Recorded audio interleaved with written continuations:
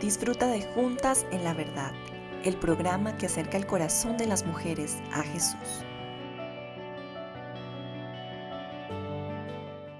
Hola queridas oyentes, bienvenidas a otro episodio de Mamá Teóloga, aquí en su programa Juntas en la Verdad. Hoy abordaremos un tema muy importante, la expiación sustitutiva. Vamos a explorar juntas cómo esta doctrina esencial no solo forma el núcleo de nuestra comprensión de la redención, sino que también nos ofrece una perspectiva profunda sobre el sacrificio de Cristo por nosotras. Preparémonos para profundizar en este tema. Acompáñame mientras desglosamos la expiación sustitutiva. La expiación sustitutiva es una doctrina clave en la teología cristiana. En esencia significa que Jesús tomó nuestro lugar en la cruz, pagando el precio por nuestros pecados en lugar de nosotras. Esta idea puede parecer compleja, pero es fundamental para entender cómo Dios nos ofrece redención. Cuando hablamos de expiación, nos referimos al acto de eliminar el pecado y la culpa.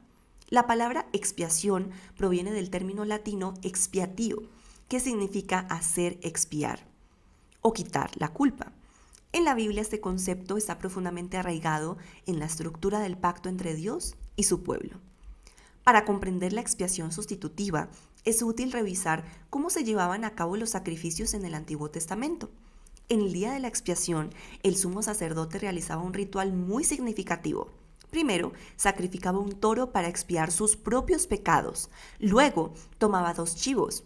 Uno de ellos era sacrificado y su sangre se rociaba sobre el propiciatorio del arca del pacto.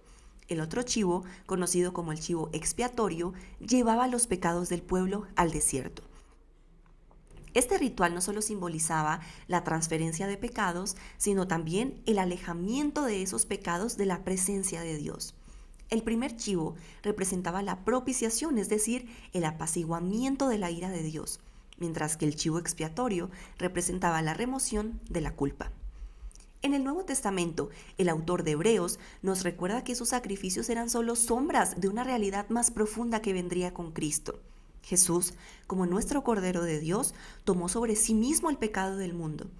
En Isaías 53 se describe como que Él fue herido por nuestras transgresiones y molido por nuestros pecados. Este sacrificio de Cristo no fue simplemente un derramamiento de sangre, fue la entrega de su vida en lugar de la nuestra.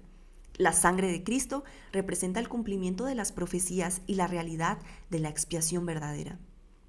La propiciación, por otro lado, se refiere al acto de satisfacer la justicia divina.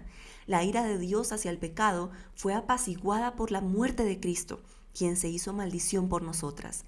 Como Pablo nos enseña en Gálatas capítulo 3, versículo 13, Cristo se convirtió en maldición por nosotros al ser colgado en un madero.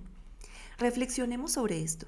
Si no tuviéramos un sustituto, no podríamos experimentar ni la expiación ni la propiciación. Nuestra culpa sería abrumadora e impagable. La belleza del Evangelio es que Cristo pagó el precio que nosotras no podríamos pagar. Él llevó nuestras cargas, nuestras culpas y nos ofreció una nueva vida en Él. Ahora, queridas madres, ¿cómo se relaciona esta doctrina con nuestra crianza? La expiación sustitutiva nos muestra un amor sacrificial que puede servirnos de ejemplo en nuestra propia vida. En nuestra crianza estamos llamadas a reflejar el amor de Cristo, un amor que se sacrifica por el bien de otros. Esta expiación sustitutiva nos enseña la importancia de asumir responsabilidades en lugar de cargar a otros con ellas.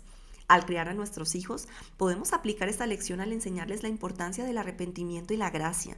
A través de nuestros propios errores y de cómo buscamos el perdón, les mostramos un modelo de redención y restauración. También podemos aplicar este principio al ser un reflejo de la paciencia y el amor incondicional que a veces nos cuesta en momentos en que nuestros hijos enfrentan dificultades o cometen errores. Podemos recordarles que así como Cristo pagó el precio por nosotras también estamos llamadas a mostrarles ese amor, esa gracia y ese apoyo incondicional.